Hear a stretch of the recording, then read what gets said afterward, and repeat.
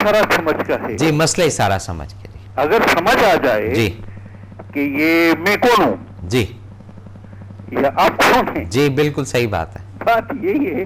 जी। हम लोग अपने आप को रियल में नहीं समझ पाते नहीं समझ पाते, कि हम हैं कौन। बिल्कुल सही बात है। हम रिलेटिव में समझ रहे हैं, यानी अपने नाम को कह रहे हैं कि मैं ये फलाना खान हूँ, जी, ये जी। अपना उस अल्लाह ताला कलाम पाक में जिक्र कर रहे हैं कि मैंने अमानत बिल्कुल सही है जमीन को ऑफर किया, आसमानों को, पहाड़ों को।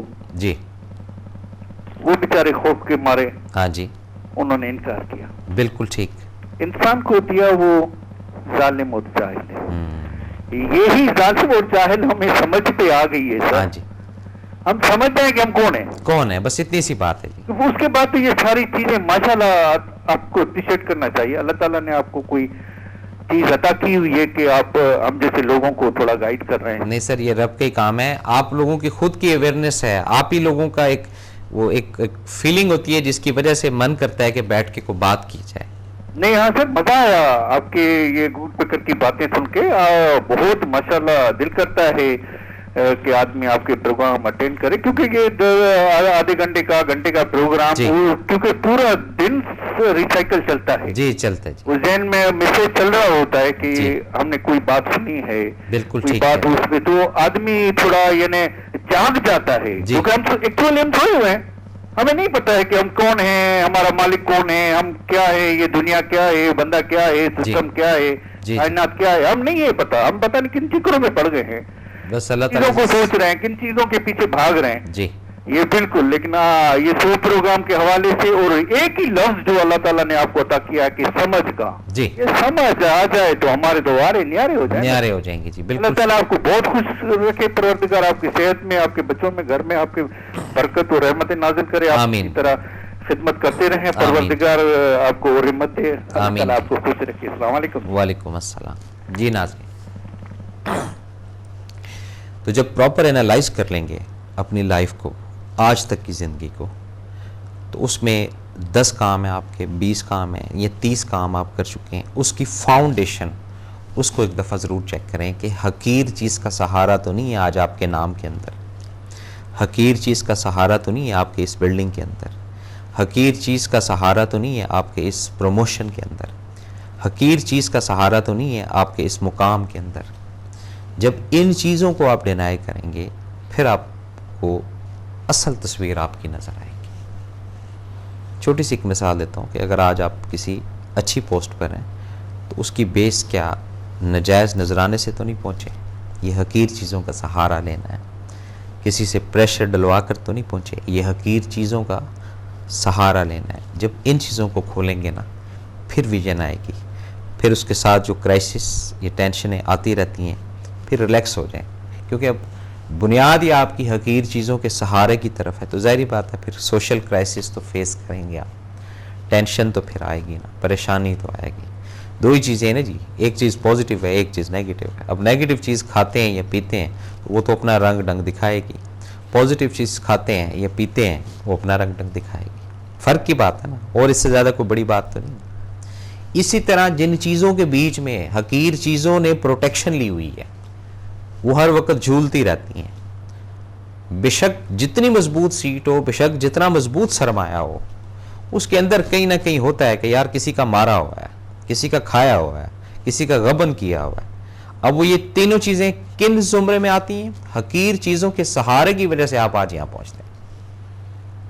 यही वबाल है, यही परेशानी का बायस है। इसी से औलाद भी नाफरमा बरदार होती है, इसी से घर के अंदर भी रिस्क की तो फरावानी बहुत होगी, सुकून नहीं होगा। क्यों? बेस खराब है। बेस दुरुस्त कर लें आप, आज कर लें, घंटे में कर लें, साल में कर लें, एक दिन में कर लें। बेस भी उसी वक्त दुरुस्त होगी जब अंदर एक जज्बा पैदा होगा। पहले तो तैयार कर लें कि आज लिस्ट बना लें। मैं लिस्ट का बार बार इसलिए कहता हूँ, हर प्रोग्राम में कहता रहूँगा इंशाअल्लाह ताला, इसलिए कहता रहूँगा, हम लोगों के हाफ़ज़े बहुत कमज़ोर हैं, हम भूल जाते हैं। 4 दिन पहले खाया था, क्या खाया था नहीं पता, 6 दिन पहले ये काम किया था नहीं पता। तो इसलिए जब लिख लेता है ना इंसान, तो कम अज़ कम उसके सामने तो रहती हैं चीज़ें कि ये चीज़ ऐसे, ये चीज़ ऐसे, ये चीज़ ऐसे।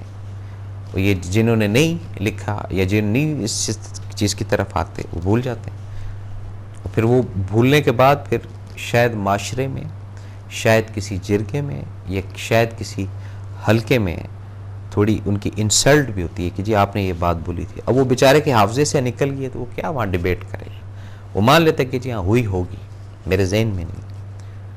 تو اسی طرح جب ان چیزوں کو آپ لکھتے جائیں گے، سمجھتے جائیں گے، آگے جاتے جائیں گے، پھر آپ کو علم ہوگا حقیر چیز کا سہارا لینا چاہیے یا نہیں لینا چاہیے، اور سہارا کس کس چیزوں کا لینا چاہیے.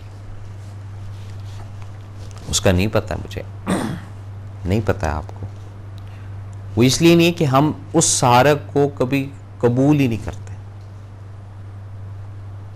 ہمارے سارے سہارے جو ہیں، پروٹیکشن جو ہماری ہے، وہ سب ظاہری کی ظاہری اور حقیر چیزوں پر ہوتی ہے.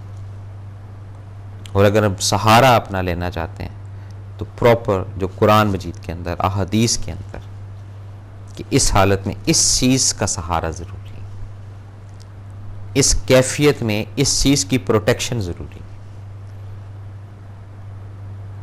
اس مسائل کا اس طریقے سے حل ہے. یہ کیا، یہ سہارے کی بات ہے. اب دو کیٹیگری آ گئی نا. اب ہم جو سہارے قرآن مجید اور احادیث سے لے رہے ہیں ان کا پروٹیکٹر کون ہے؟ رب کی ذات ہے. اور یہ جو دنیاوی ہم سہارے لے رہے ہیں، حقیر چیزوں کے سہارے لے رہے ہیں، ان کا پروٹیکٹر کون ہے؟ یہ بھی تو سمجھنا نا. اب میں 10 بندوں سے لڑنے جا رہا ہوں اور کوئی چیز اپنے ہاتھ میں لے کے جا رہا ہوں، کوئی اوزار یا کوئی اسلحہ سپوز، تو میں تو ایک حقیر سی چیز کا سہارا لے کر جا رہا ہوں. اور اگر 10 بندوں کے ساتھ میں گفتگو کرنے جا رہا ہوں اور کچھ بھی میرے پاس نہیں ہے، صرف رب کی ذات کی توکل کو ساتھ لے کر جا رہا ہوں، وہ سہارا انرجیٹک ہے یا وہ مٹیریل والا سہارا جو ہے وہ انرجیٹک ہے؟ یہ اتنی چھوٹی سی بات ہے.